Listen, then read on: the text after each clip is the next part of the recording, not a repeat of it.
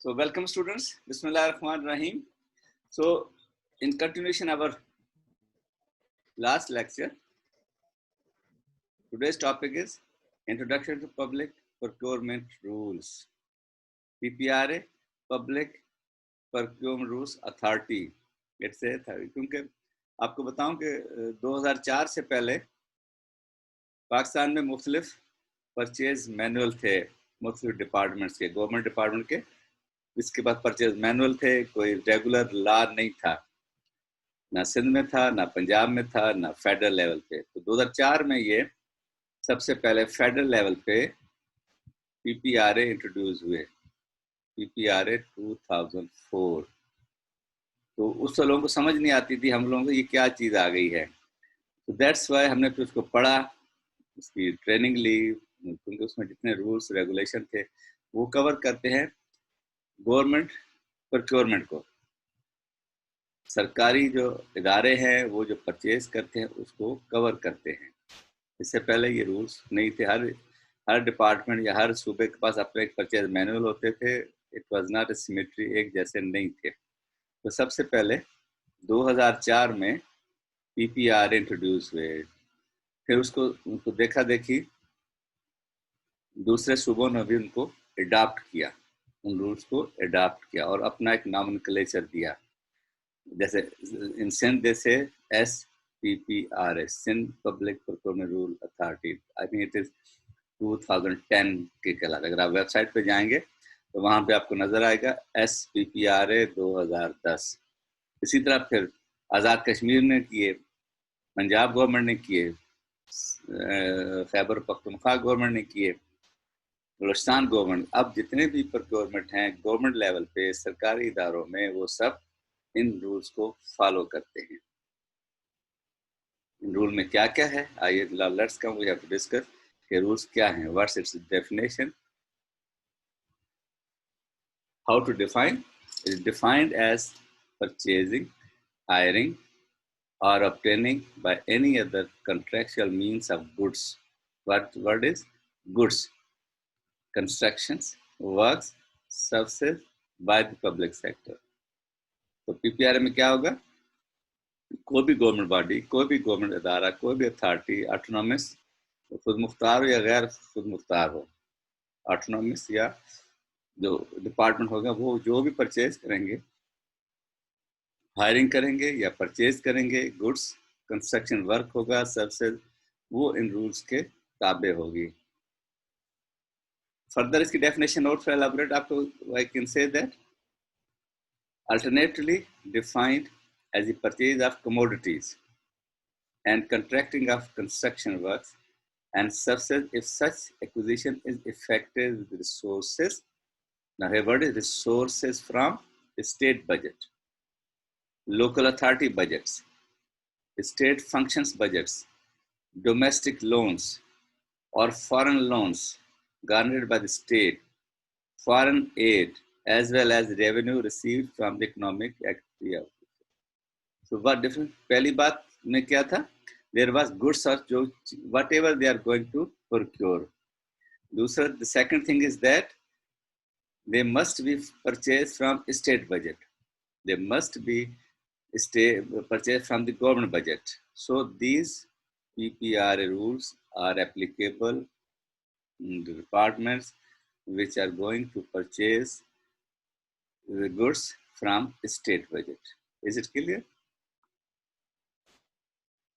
It means that now if you combine both definitions, so means procurement by a entity using public funds. In general, we can say that procurement by a procurement entity using public means कोई भी department, government का इदारा जो है, वो अगर public funds को use करेगा तो वो पब्लिक प्रोक्योरमेंट रूल्स के ताबे है।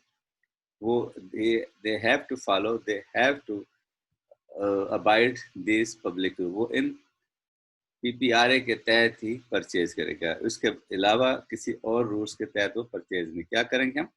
Means procurement by agency using public funds. इन कोई भी गवर्नमेंट इदारा जब पब्लिक फंड्स या गवर्नमेंट के फंड्स अप्लाई किए जाएंगे तो वो पब्लिक प्रोक्योरमेंट रूल्स को फॉलो करेंगे।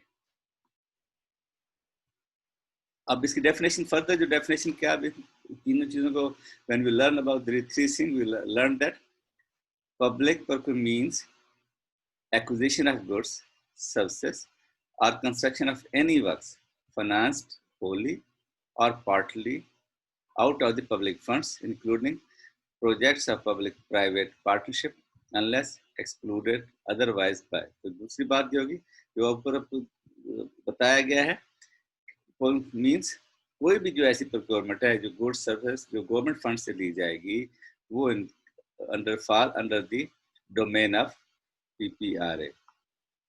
अब इसमें there was a word goods, what's the means of goods, goods की डेफिनेशन इसमें there is there, goods means articles and object of every kind and description, including raw materials. First is raw materials, drugs and medicines, products, equipments, machinery, spare parts, and commodities in any form, including solid, liquid, gaseous forms, and includes services identical to installation, transports, maintenance, and similar obligations related to the supply of goods if the value of these services does not exceed the value of such goods. अब इसमें clear हो गया कि क्या क्या जो एक department खरीद सकता है, वो भी गवर्नमेंट डिपार्टमेंट, इस गुड्स की डेफिनेशन सब कुछ कवर हो गया है कि what they can purchase, raw materials जैसे कुछ जरूरत हो केमिकल कुछ के लिए, ड्रग्स एंड मेडिसिन वो खरीद सकते हैं, इक्विपमेंट जो आलात हैं वो खरीद सकते हैं, मशीनरी, स्पेयर पार्ट्स, कमोडिटीज, जो भी कुछ रिक्वायर्ड है इन एनी फॉर्म, जो आपको पता है मैटर की कितनी फॉर्म्स हैं, solid, liquid and gases form, whatever is that form, तो वो सॉलिड लिक्विड में होंगी, दे कैन परचेज और and services identical to installation, transports, maintenance, so सारे you can see in this definition goods. It cover all these things which are necessary or which are to be procured in a government institution. Similarly, our aim is, our concern is with drug and medicines and other things. So that falls under the heading of drug and medicine which are procured in a hospital.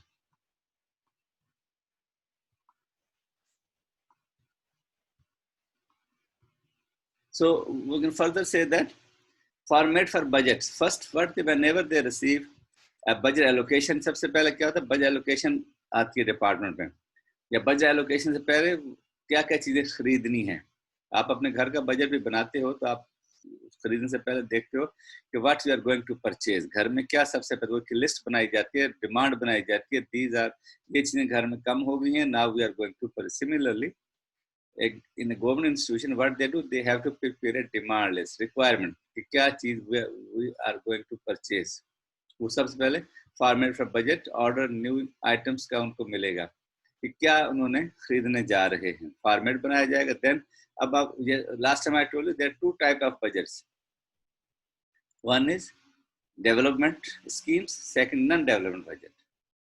Development scheme में the items, articles which are newly, जो पहली दफा खरीदे जाए, जैसे suppose they are going to install a big equipment, जैसे electron microscope लगाना है, कोई नया डिपार्टमेंट बनने जा रहा है, इस तरह की चीजें जब कोई भी होंगी, या कोई बायोमेडिकल इक्विपमेंट खरीदने हैं नए, because these are every time नई नई चीजें दुनिया में आ रही हैं, तो they have to purchase a new equipment. तो बायोमेडिकल इक्विपमेंट बड़े बड़े, अगर आपको लिस्ट आपको मैं लास्ट आपको पीछे बता चुका हूँ कि उसमें आ चुकी है. तो first time they are going to, उनको हम कहते हैं डेवलपमेंट स्कीम, नई स्कीम को.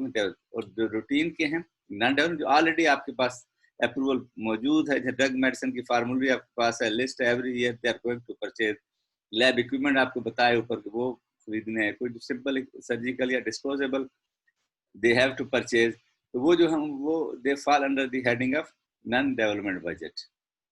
Then what they have to do, actually spare to क्या करेंगे, उस प्रोक्योरमेंट से पहले पहले क्या होमवर्क करना है, व्हाट क्या करेंगे.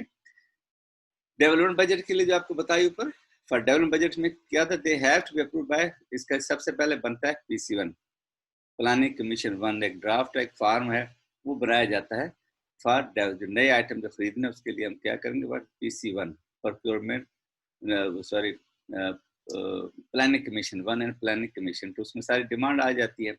बट इट हैज जो भी एंड उस इदारे का जो डिपार्टमेंट है, जो एंड यूजर है, वो एक डिमांड देता है, परफार्मा होता है पीसीओ, वो बनाया जाता है उस नई एक्टिविटीज को, उस नई स्कीम को, नए इक्विपमेंट को। इट्स अप्रूव्ड फ्रॉम जो भी जो मुतलका अदारा, it has to be approved होगा, फिर उसकी अप्रूवल आ जाएगी।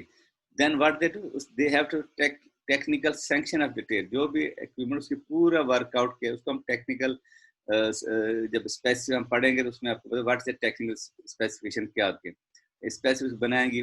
Then they receive the orders, placement of funds आएंगे उस एजेंसी को, गवर्नमेंट अपने बजट्स में क्या करेगी, placement of funds with executive, जहाँ जो जिस तरह भी हेल्थ डिपार्टमेंट सिंध का है या गवर्नमेंट ऑफ सिंध है, वो अपने बजट, अपने जो फंड्स हैं वो ट्रांसफर कर देते हैं उस कंसर्न डिपार्टमेंट के हवाले के, yes this much amount is approved for this project.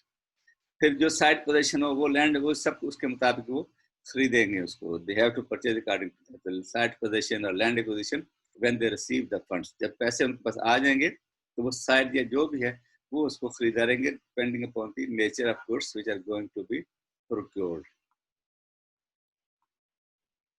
What's the procurement planning, plan क्या होते हैं?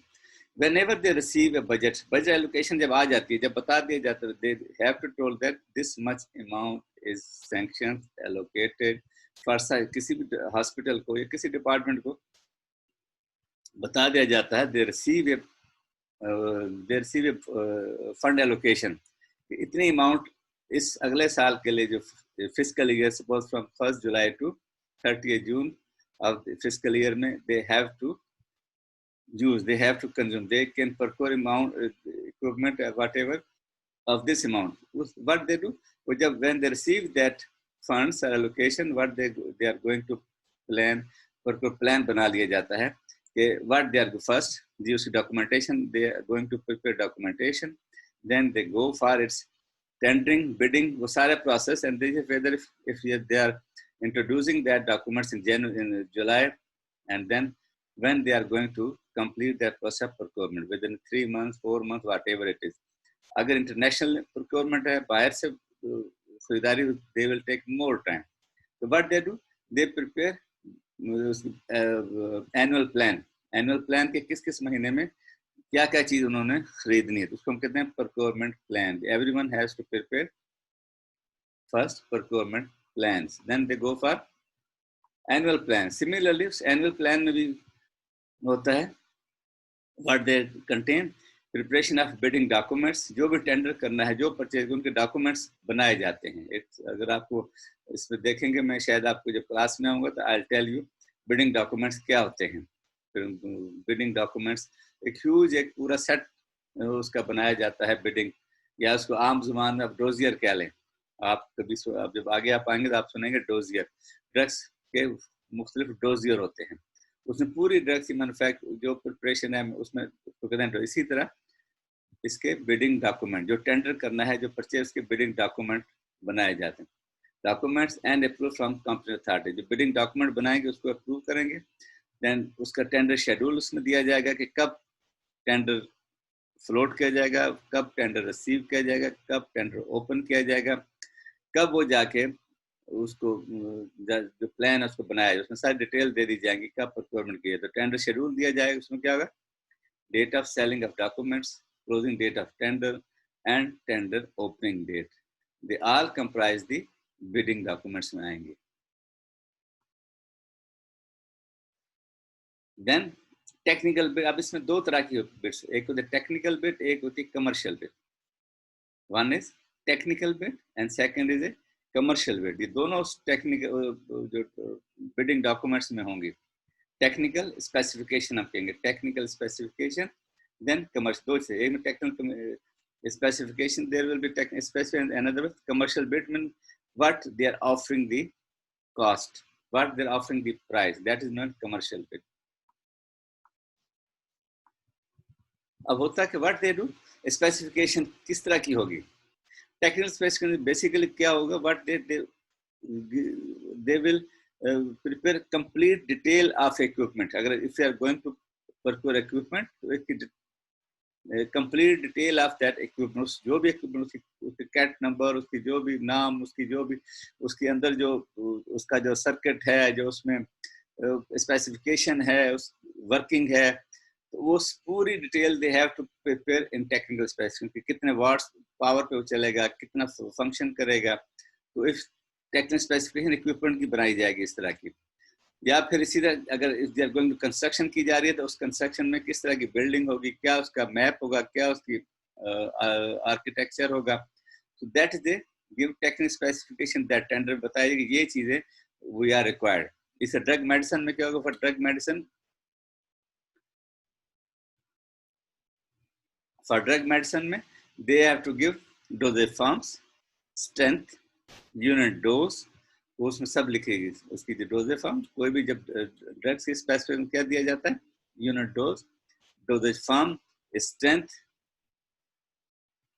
ये जो भी लकीरें मारने लगा है मेहरबानी करे इससे न करे, ये मुनासिब नहीं लगता कि ये आप लकीरें मारने लगे। मैं इसमें ट्रेस कर लूंगा, फिर आपका नाम जाहिर कर दूँ, फिर ना कहना कि हमें बेइज्जत कर दिया। अभी इसमें जाऊंगा कि आप मुझे सिस्टम में ट्रेस करना भी आता है कि किसने शरारत की है। डजंट लुक्स नाइस कि आप उसमें इस तरह की हरकत करें। आप समझदार बंदे हो, मैं ट्रेस करूंगा फिर आपको बताऊंगा। अभी आप सारे यूट्यूब पे आपकी चलेगा ये लाइन, जो मैं ट्रेस हो जाएगी, फिर ना कहना कि मुझे पॉइंट, आप मुझे इसमें ट्रेस करना भी आ गया है। डजंट लुक्स नाइस कि आप इस तरह क्लास में इस तरह की आप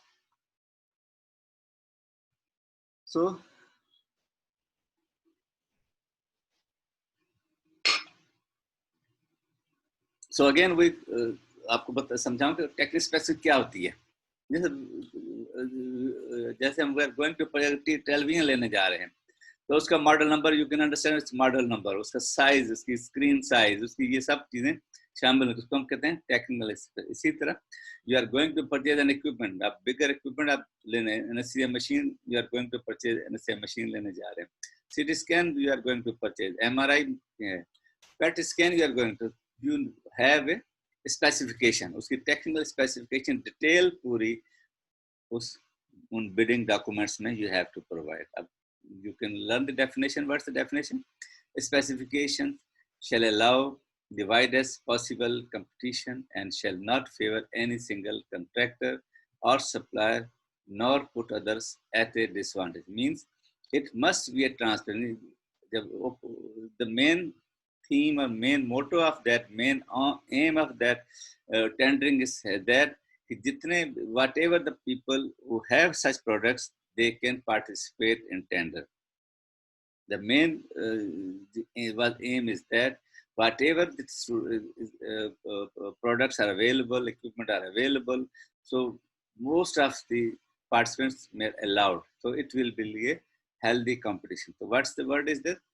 So shall not favor any single contractor or supplier nor put others at a disadvantage. इस तरह की बनाई जाए कि ज़्यादा से ज़्यादा लोग उसमें participate करें.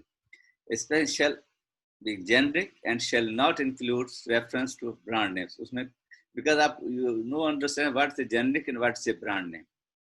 It must be on a generic. If suppose if you say the generic name of any drug is a diclofenac is a generic name. Simil paracetamol is a generic name. So do not give the brand names. It should be with a generic name. Model numbers, catalog numbers, or similar classification has to be given, and the year of manufacturing. किस साल की आपको they need a latest version of that equipment. वो उसमें लिखे. However, if the proper agency is convinced that the use of reference to a brand name or a catalog number is essential, complete, and otherwise incomplete specification, such use or reference shall be qualified with. अगर आपने brand name लिखना ही है, तो what you have to do? आपने साथ you have to add or equal या उससे मिलता जुलता देंगे. If someone is going to write, वो कहेंगे we are going to purchase television Sony का, तो साथ लिख दीजिए कि उससे मिलता जुलता जो ब्रांड उसी जो स्पेक्स के मुताबिक हो, they can also allow a bit similar या words उस जैसा मिलता हुआ कि some other can be participate, not the only Sony can participate, other can also. इसी तरह brand names में they don't allow brand for drug medicine, only generic names दिए जाएंगे।